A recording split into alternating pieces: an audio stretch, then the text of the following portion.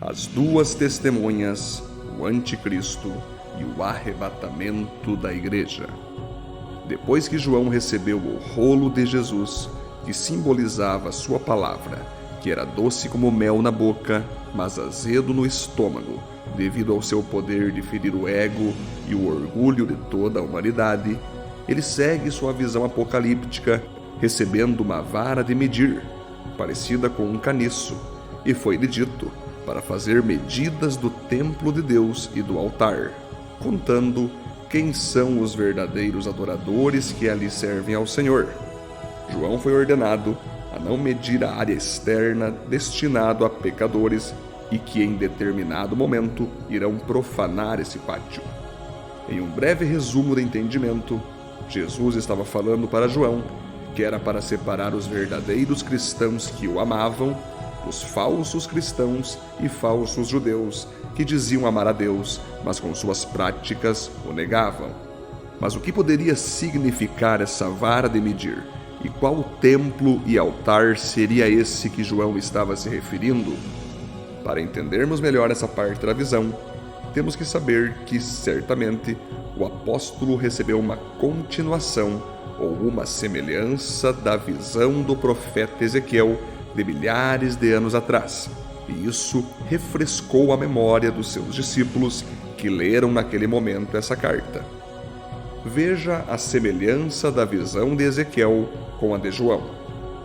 Em visões de Deus, ele me levou a Israel e me pôs num monte muito alto, sobre o qual, no lado sul, havia alguns prédios que tinham a aparência de uma cidade. Ele me levou para lá, e eu vi um homem que parecia de bronze. Ele estava em pé, junto à entrada, tendo em sua mão uma corda de linho e uma vara de medir. E ele me disse: Filho do homem, fixe bem os olhos e procure ouvir bem, e preste atenção a tudo que eu vou mostrar a você, pois para isso você foi trazido aqui. Conte à nação de Israel tudo o que você vai ver. Ezequiel capítulo 40, versículo 2 ao versículo 4. Então o homem levou-me até a porta que dava para o leste, e vi a glória do Deus de Israel, que vinha do lado leste. Sua voz era como o rugido de águas avançando, e a terra refulgia com a sua glória.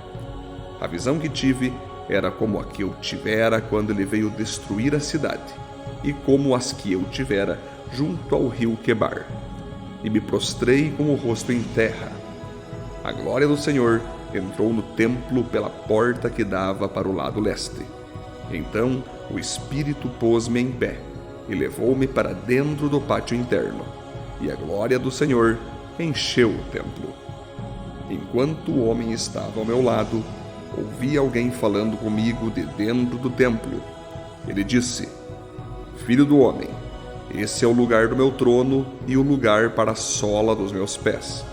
Aqui viverei para sempre entre os israelitas. A nação de Israel jamais contaminará o meu santo nome, nem os israelitas, nem seus reis, mediante a sua prostituição, e os ídolos sem vida de seus reis, em seus santuários nos montes. Quando eles puseram sua soleira perto de minha soleira, e seus batentes junto de meus batentes, com apenas uma parede fazendo separação entre mim e eles, contaminaram o meu santo nome com suas práticas repugnantes. Por isso, eu os destruí na minha ira. Agora, que afastem de mim a sua prostituição e os ídolos sem vida de seus reis, e eu viverei entre eles para sempre. Filho do homem, descreva o templo para a nação de Israel, para que se envergonhem dos seus pecados. Que eles analisem o modelo e, se ficarem envergonhados por tudo o que fizeram, informe-os acerca da planta do templo, sua disposição, suas saídas e suas entradas, toda a sua planta e todas as suas estipulações e leis. Ponha essas coisas por escrito diante deles, para que sejam fiéis à planta e sigam as suas estipulações. Esta é a lei do templo. Toda a área ao redor, no topo do monte, será santíssima. Essa é a lei do templo. Ezequiel capítulo 43, versículo 1 ao versículo 12. O homem foi para o lado leste com uma linha de medir na mão, e enquanto ia, mediu 500 metros e levou-me pela água, que batia no tornozelo. Ele mediu mais 500 metros e levou-me pela água, que chegava ao joelho. Mediu mais 500 e levou-me pela água, que batia na cintura. Mediu mais 500, mas agora era um rio que eu não conseguia atravessar, porque a água havia aumentado e era tão profunda que só se podia atravessar a nado. Era um rio que não se podia atravessar andando. Ele me perguntou: Filho do homem, você vê isto? Levou-me então de volta à margem do rio. Quando ali cheguei, vi muitas árvores em cada lado do rio. Ele me disse: Esta água flui na direção da região situada a leste e desce até a Arabá, onde entra no mar. Quando deságua no mar, a água ali é saneada. Por onde passar o rio, haverá todo tipo de animais e de peixes, porque essa água flui para lá e saneia a água salgada, de modo que onde o rio fluir, tudo viverá. Pescadores estarão ao longo do litoral, desde En-Gedi até En-Eglaim. Haverá locais próprios para estender as redes. Os peixes serão de muitos tipos, como os peixes do mar grande, mas os charcos e os pântanos não ficarão saneados, serão deixados para o sal. Árvores frutíferas de toda espécie crescerão em ambas as margens do rio. Suas folhas não murcharão e os seus frutos não cairão. Todo mês produzirão, porque a água vinda do santuário chega a elas. Seus frutos servirão de comida, suas folhas de remédio.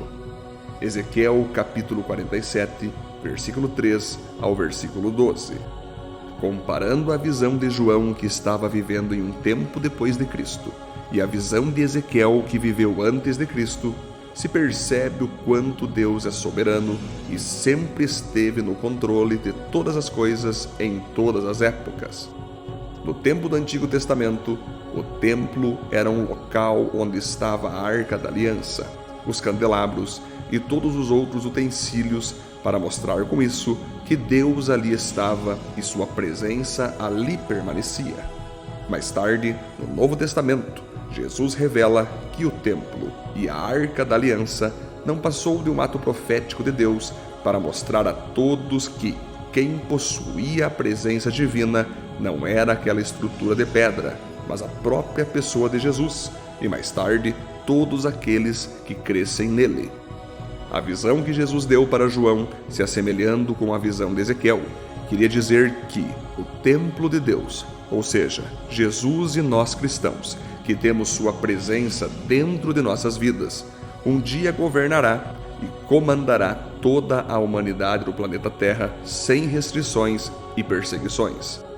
Sim, Jesus e os cristãos irão governar toda a humanidade sem restrição nenhuma, e as águas da glória de Deus e de sua palavra, que continuarão sendo pregadas pelo próprio Jesus e por seus filhos, irão inundar a terra inteira, levando santidade, cura, bênção e salvação para todos os cantos do planeta. Porém, antes desse momento chegar, precisará acontecer fortes perseguições, condenações e ataques contra Jesus e sua igreja na terra. Sabemos que logo chegará esse dia, onde governaremos todo o planeta com Cristo, mas não podemos esquecer que logo após Jesus ter ressuscitado e dado a seus discípulos autoridade para pregar o Evangelho, desde essa época até nossos dias, nós cristãos temos exercido essa autoridade e esse governo em meio à nossa humanidade, através de empresários cristãos, presidentes, governadores e prefeitos cristãos, juízes e advogados cristãos, esportistas e jornalistas cristãos, e apóstolos, profetas, pastores, mestres e evangelistas que seguem ganhando vidas para Jesus e as livrando das mãos de Satanás. Devemos saber que a igreja não irá um dia governar a terra, pois ela já governa, mas vai chegar um determinado dia que nós, igreja, Iremos governar a terra depois que as condenações e julgamentos aconteceram sobre os pecadores, e iremos então governar sem perseguições, restrições ou dificuldades. Todos nós cristãos devemos exercer esse governo em nossas vidas, famílias, empresa e sociedade, pois temos autoridade para isso. Porém, temos a esperança que um dia faremos isso sem mais sermos odiados, ameaçados e martirizados, pois Satanás e seus demônios, que comandam esse mundo mau, e as pessoas que se deixam usar por ele, serão todos enviados para o inferno eterno, e não mais atormentarão a terra e os cristãos. João segue ouvindo sobre o que irá acontecer no futuro, quando logo após essa medição do templo, Jesus diz que irá enviar 2 testemunhas vestidas com roupas feitas de pano grosseiro que anunciarão a mensagem de Deus durante 1260 dias. Tais testemunhas são as 2 oliveiras e os 2 candelabros que estão em pé diante do mundo inteiro, que possuem autoridade sobre os céus e a terra para trazer bênção aos obedientes e maldição sobre os desobedientes, causando admiração de alguns, mas ódio de outros. Essas 2 testemunhas terminarão sua missão de anunciar a palavra de Deus e serão mortas pelo monstro que sai do abismo, que é uma referência ao anticristo, que será usada por Satanás, e junto de seus seguidores irão assassinar aos 2 profetas, causando muita alegria para todos os desobedientes do mundo inteiro que não queriam saber de ouvir nem viver a palavra divina, e por isso os consideravam ameaças e um peso para a humanidade. Seus corpos ficarão expostos durante 3 dias e meio em Jerusalém, que já não será mais uma cidade santa, mas sim uma cidade totalmente corrompida pelo pecado, semelhante a Sodoma e Gomorra. E todos se alegrarão ao ver que tais testemunhas morreram.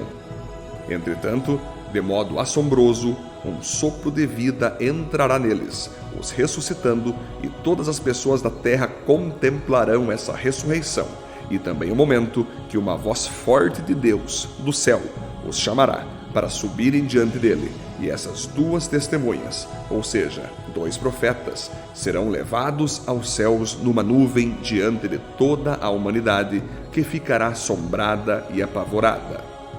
No exato momento dessa subida aos céus, um terremoto acontece, 7.000 pessoas morrem e a 10ª parte da cidade é destruída. Logo após isso, acontece um tempo de adoração no céu, por estarem são e salvos e saberem que aqueles que ficaram na terra receberão a ira do castigo justo de Deus sobre seus perseguidores e inimigos. Ali no céu, a presença de Deus se revela aos salvos de uma forma que eles nunca tiveram acesso, simbolizado por uma arca e por um templo profético.